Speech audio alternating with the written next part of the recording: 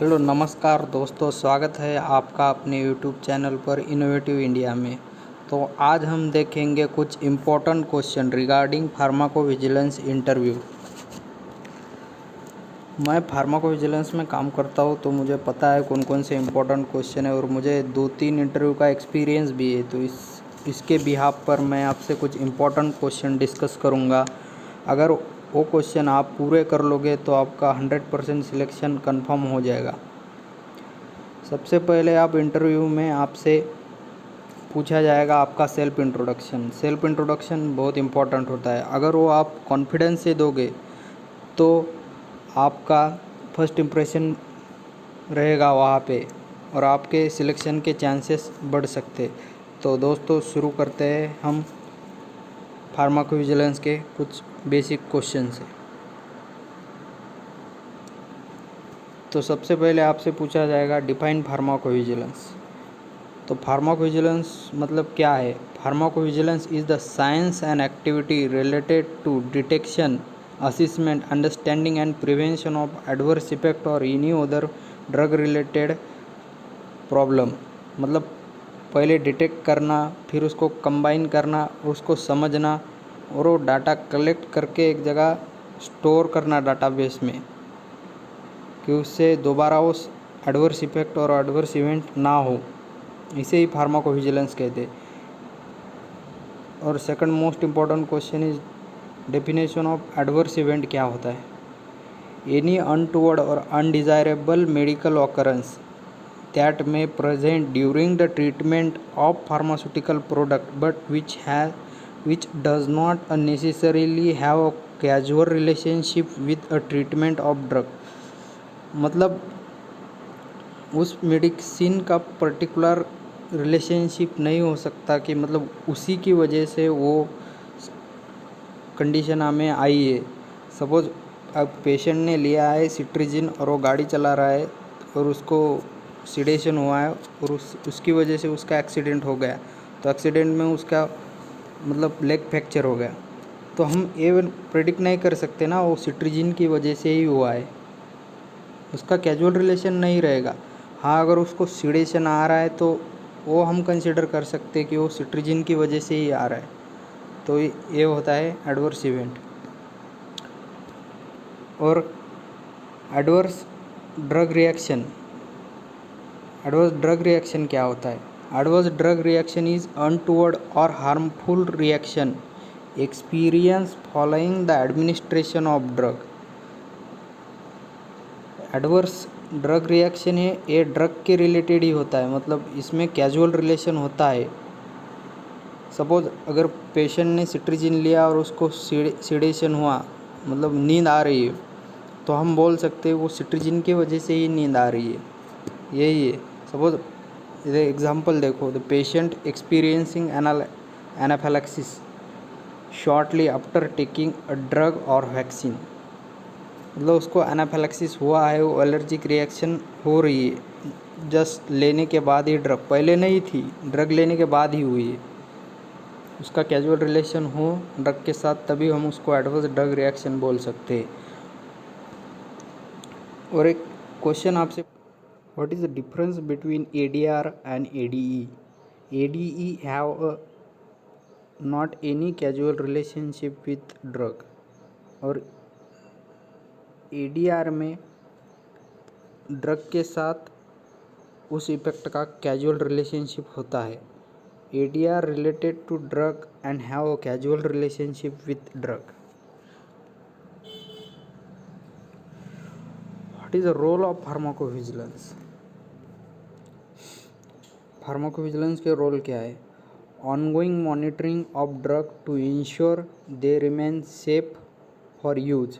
Pharmacovigilance reduce the hospital load in pandemic condition like COVID-19, provide information about a drug safety to physician, pharmacist and patient, to identify the previously recognized adverse effect of drug, to find a new indication of drug। ये कुछ important role है pharmacovigilance के। Next question is, what is the minimum criteria for valid case? अगर एक case है तो मतलब वो अगर हमारे पास आई है उधर से, तो हम उसको मतलब कंसिडर कैसे करें कि ये केस प्रोसेस करने लायक है या नहीं।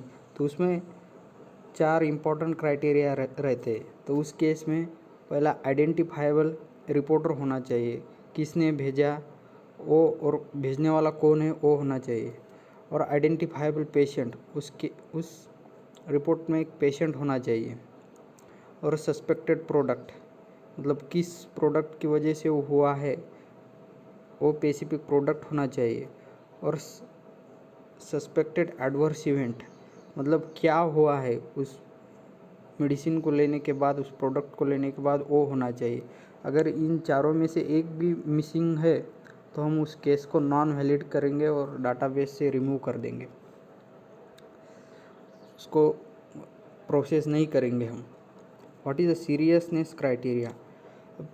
नोशिया हुई, वोमिटिंग हुई, ये नॉन सीरियसनेस क्राइटेरिया है। मतलब इसके लिए हमें नहीं, अगर वो कंडीशन वर्स्ट हो गई सब तो हम जा सकते हैं हॉस्पिटल। लाइक डायरिया, अगर डायरिया वर्स्ट हुआ तो हम हॉस्पिटल जाएंगे। बट ऐसी कुछ कंडीशन है जिसमें हम हॉस्पिटल नहीं जाते या इनमें से कोई भी फॉलो नहीं होता है रूल, तो हम उसे नॉन सीरियस कहेंगे। बट सीरियसनेस क्राइटेरिया जैसे कि ये देखिए, death, life threatening, prolong hospitalization, मतलब पेशेंट एडमिट हो गया और हॉस्पिटलाइजेशन मतलब उसे जाने की ज़रूरत पड़ी, congenital anomaly, disability and medically significant, ये कुछ क्राइटेरिया ये है सीरियसनेस के क्राइटेरिया। अगर इसमें से एक भी फॉलो करता है वो एडवर्स इवेंट और एडवर्स रिएक्शन, तो हम उसे सीरियस केस कंसिडर कर सकते हैं।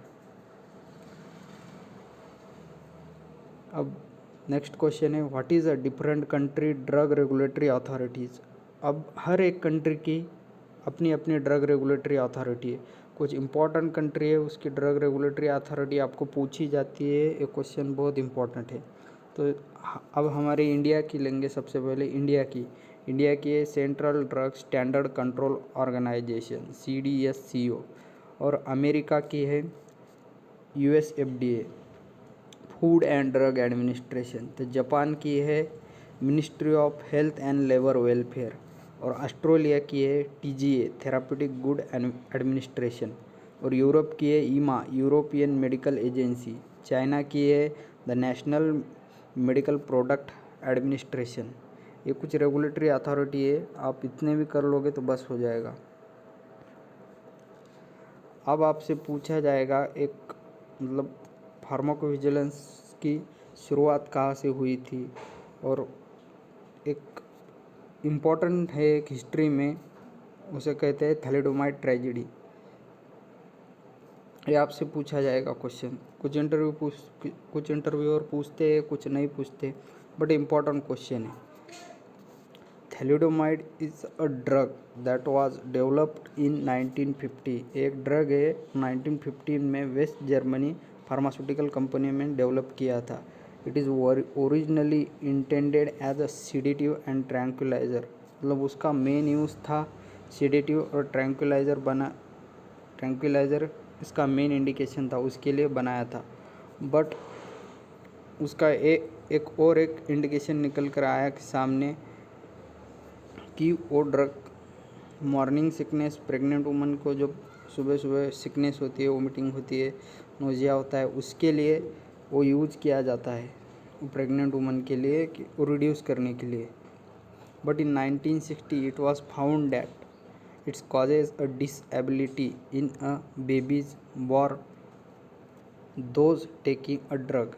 इन 1962 it get withdraw from market. 1962 के बाद ये ड्रग मार्केट से विड्रॉ किया गया और हटा दिया गया। ये थैलिडोमाइड ट्रेजेडी। इस डिसीज़ को हम फोकोमोइलिया कहते हैं। इसमें मतलब जो बेबी होते हैं उसका लेग्स और हैंड होते हैं, मतलब वो प्रॉपरली ग्रो नहीं होते। कुछ जनरल डेफिनेशन है जैसे कि साइड इफ़ेक्ट ऑफ ड्रग आपसे पूछे जाएंगे। The secondary and usually adverse effect also called as side effect of drugs, also called as side effect of drug. Side effect means उसका मेन इफ़ेक्ट छोड़ के जो भी हार्मफुल इफ़ेक्ट वो show कर रहा है हम उसे साइड इफ़ेक्ट बोलेंगे. अब define pharmacology. The meaning of pharmacology science of drug including their origin, composition, pharmacokinetics, therapeutic use and toxicology of drug, इसे कहते हैं हम फार्माकोलॉजी. अब नेक्स्ट डेफिनेशन है pharmacokinetics. Study the movement of drug in body. Drug की movement like absorption, distribution, metabolism and excretion of drug. Pharmacokinetics study the mechanism of action of drug. It is called as pharmacodynamic. MedDRA. MedDRA किसे कहा जाता है? एक software है, मतलब उसे हम एडवर्स इवेंट और एडवर्स इफ़ेक्ट और जैसे कि लैब डाटा हम इसे कोड कर सकते हैं. मेडिकल टर्मिनोलॉजी कोड करने के लिए इसे कहा जाता है medical dictionary for regulatory activities. It is a standardise medical terminology published by International Council for Harmonization used in particular for coding cases of adverse effect in clinical study report and pharmacovigilance database. और the current version है जो मेड्रा का अभी चल रहा है current में वो 25.0 है. और ये कुछ इम्पोर्टेंट एब्रीवेशन है, इसके हम टर्मिनोलॉजी देखेंगे जैसे कि ICH international council for harmonisation और PSUR periodic safety update report. इसका मतलब है एक सेपरेट प्रेजेंटेशन ऑफ डाटा होता है for different doses form product के लिए. और ICSR मतलब हमारी वो case individual case safety report, जो हमारी वो केस है उसे हम ICSR बोलते हैं. और डेफिनेशन देखेंगे कुछ इम्पोर्टेंट और like absorption the movement of drug in blood stream after administration. और bioavailability amount of drug enter a systemic circulation in unchange form. Clinical trials.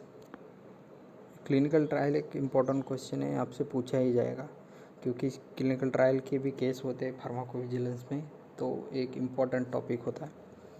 Clinical trial it is the investigational study of drug on human being to identify the safety and efficacy of drug. एक investigational study होती है human subject पे, उसे हम identify करते हैं कि drug कितना सेफ्ट है और कितना कारीगर है और कितना मतलब कितना इफ़ेक्टिव है.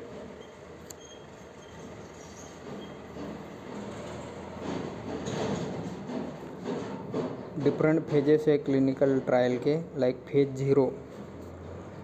फेज 0 हम उसे कहा कहते हैं माइक्रोडोसिंग. फेज 0 में हम लो डोज लेते हैं with less population like 15 volunteer short time no more than 7 days. 7 दिन से मतलब 1 वीक से ज़्यादा हम ये फेज़ कंडक्ट नहीं करते. फेज़ 1 में क्या हम स्टडी करते हैं? Safety of drug to check a safety profile of drug on human being. कितने वॉलंटियर होते हैं? 20 to 100 हेल्दी वॉलंटियर होते हैं. फेज़ 2 में हम चेक करते हैं सेफ्टी एंड डोज रेंज, मतलब कितना डोज देना है और ड्रग की सेफ्टी चेक करते हैं. To check a safety and side effect of drug and a dose range on 100 to 200 patients. यहाँ हम पेशेंट यूज़ कर रहे हैं और फेज़ 1 में हम हेल्दी वॉलंटियर यूज़ कर रहे हैं. फेज़ 3 में safety and efficacy of drug, या हम सेफ्टी भी चेक करेंगे और ड्रग की एफिकेसी भी चेक करेंगे और लार्ज पॉपुलेशन पे करेंगे. To study the safety and efficacy of drug for long term on 300 to 3000 target diseases patient. Long term study होती है, यहाँ पर हम टारगेट डिसीज लेते हैं। सपोज हम कैंसर के पेशेंट पर्टिकुलर इतने लेंगे लार्ज अमाउंट में और उन पर ही स्टडी करेंगे। और फेज़ 4 होता है कि उसे हम फार्माकोविजिलेंस भी कहते हैं और पोस्ट मार्केटिंग सर्वेलेंस भी कहते हैं। To study safety and efficacy of marketed product on huge amount of population, it is also called as pharmacovigilance. मतलब ड्रग मार्केट में आने के बाद भी उस पर स्टडी करते हैं, उसे पोस्ट मार्केटिंग सर्वेलेंस कहते हैं। फार्माकोलॉजी के कुछ इम्पोर्टेंट क्वेश्चन देखेंगे हम, जैसे कि पहले हम टॉपिक देखेंगे किस किस टॉपिक से ज़्यादा क्वेश्चन आते हैं। हाइपरटेंशन, डायबिटिक्स, डायबिटीज़ से और एंटीबायोटिक से। हाइपरटेंशन से उसकी डेफिनेशन, क्लासिफिकेशन और साइड इफ़ेक्ट ऑफ कुछ एंटी हाइपरटेंसिव ड्रग जैसे कि ACE इनहिबिटर। डाययूरेटिक में भी सेम। और चलो हम वन बाय वन कुछ फार्माकोलॉजी के इम्पोर्टेंट टॉपिक देखते हैं, क्योंकि आपसे पहले वो पूछा जाएगा वहाँ फार्माकोविजिलेंस के इम्पोर्टेंट टॉपिक, उसके बाद आपसे पूछे जाएंगे फार्माकोलॉजी के कुछ इम्पोर्टेंट क्वेश्चन। तो आपको दोनों भी साइमल्टेनियसली करना पड़ता है। Hypertension is defined as consistent constant evaluation of systolic and diastolic blood pressure above 140 to 90 mmHg।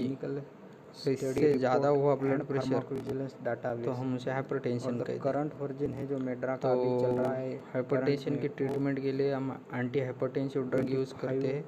तो उसकी डेफिनेशन देखेंगे। This drug use to lower the blood pressure in hypertension, it is called as anti hypertensive drug. उसके हम terminology देखेंगे, जैसे कि ICH जो drug use किए जाते हैं उसका क्लासिफिकेशन देखेंगे और हार्मोनाइजेशन एग्जाम्पल देखेंगे। जैसे बीटा ब्लॉकर में आता है एटिनॉल, प्रोपेनोल। ACE इनहिबिटर में आता है captopril, enalapril, lisinopril. Calcium channel blocker में आता है amlodipine, diltiazem and felodipine. Angiotensin second receptor blocker में आता है टेलमिसार्टन, ओल्मिसार्टन, कंडेंसार्टन। डाययूरेटिक्स में आता है फ्यूरोसिमाइड, हाइड्रोक्लोरथायाजाइड, थायाजाइड और एमिलोराइड। कुछ इम्पोर्टेंट एक एग्जाम्पल है, आप इससे मतलब एक एक दो दो याद कर लीजिए। अब डायूरेटिक्स देखेंगे। डायूरेटिक्स क्या होता है? Definition, diuretics is any substance that promote diuresis and increase the production of urine. वो डायूरेसिस इंक्रीज करता है और यूरिन का प्रोडक्शन भी जो इंक्रीज करता है उसे हम डायूरेटिक्स बोलते हैं। क्लासिफिकेशन देखेंगे डायूरेटिक्स का। Loop diuretic, furosemide, torsemide. Thiazide diuretics में आते हैं hydrochlorothiazide, chlorothiazide. Potassium sparing diuretics में आते हैं spironolactone, amiloride. Carbonic anhydrase inhibitor में आते हैं एसिटाजोलामाइड और methazolamide. Diabetes. What is a diabetes? Diabetes is a serious condition where your blood glucose level is too high than normal level. Diabetes के दो type है, type 1 diabetes and type 2 diabetes. Type 1 diabetes is insulin dependent diabetes mellitus. In this type the pancreas produce little और no insulin. मतलब इस diabetes में type 1 में pancreas damage हो जाती है या कुछ डिसीज़ के कारण वो प्रोड्यूस नहीं कर सकती प्रॉपर इंसुलिन, और कभी तो मतलब कर ही नहीं सकती किसी कंडीशन में, तो उसे हम बोलते हैं टाइप 1 डायबिटीज़। और टाइप 2 डायबिटीज़ में non insulin dependent diabetes mellitus. In this type the body unable to use insulin properly, क्योंकि बॉडी के सेल जो होते हैं वो टोटली रजिस्ट हो जाते हैं इंसुलिन के लिए, और वो इंसुलिन नहीं यूज़ कर सकते, और ब्लड में शुगर कंटिन्यूसली कांस्टेंट रहता है और शुगर लेवल कम नहीं होता है। कुछ ड्रग देखेंगे एंटी डायबिटिक, उनके classification with example. Sulphonyl ureas, उसमें आता है टोलब्यूटामाइड, क्लोरप्रोपामाइड, बेगुनाइड में मेटफॉर्मिन, फिनफॉर्मिन, थायाजोलिडोन्स में आता है रोसिग्लिटाजोन, और ग्लूकोसाइडेज इनहिबिटर में आता है acarbose and मेग्लिडोल।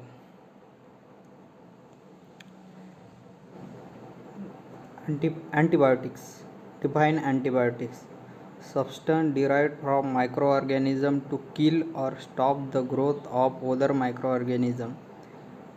There are two types of antibiotics, bactericidal and bacteriostatic. Bactericidal ability to kill the microorganism, मतलब बैक्टीरियोस्टैटल वो होते हैं जो माइक्रो ऑर्गेनिज्म को किल करते हैं, और बैक्टीरियोस्टैटिक होते हैं उसकी ability stop the growth of micro organism. Classification of drugs and classification of antibiotics और classification of drug there. Beta lactam antibiotics में आते हैं पेनिसिलिन, सिफेलोस्पोरिन। अमाइनोग्लाइकोसाइड में आते हैं स्ट्रेप्टोमाइसिन, जेंटामाइसिन। टेट्रासाइक्लिन में आते हैं ऑक्सीटेट्रासाइक्लिन एंड ऑक्सीटेट्रासाइक्लिन। माइक्रोलाइड एंटीबायोटिक में आते हैं एरिथ्रोमाइसिन एंड क्लैरिथ्रोमाइसिन। और देखेंगे कुछ इम्पॉर्टेंट ड्रग और उनके साइड इफ़ेक्ट, जैसे कि सल्फोनामाइड। सल्फोनामाइड का साइड इफ़ेक्ट है skin rashes including Steven Johnson syndrome, मतलब स्टीवन जॉनसन सिंड्रोम का ही मतलब स्टीवन जॉनसन सिंड्रोम में ही स्किन रैशेस और सब होते, which including itching joint and in muscles. Captopril के साइड इफ़ेक्ट देखेंगे dizziness, light headness, loss of taste और dry cough. Dry cough important है कैप्टोप्रिल का साइड इफ़ेक्ट। मेटफॉर्मिन के देखेंगे hypoglycaemia, nausea, vomiting, stomach upset और डायरिया। और सारे जो एंटी डायबिटिक ड्रग है उनका एक कॉमन साइड इफ़ेक्ट है हाइपोग्लाइसीमिया। NSAIDs के साइड इफ़ेक्ट देखेंगे हम stomach ulcer, diarrhoea, headache, drowsiness. Stomach ulcer एक सारे NSAIDs का कॉमन साइड इफ़ेक्ट है। थैंक यू दोस्तों, वीडियो पूरा देखने के लिए। चैनल को सब्सक्राइब कीजिए, वीडियो को लाइक कीजिए और अपने फ्रेंड के साथ शेयर कीजिए।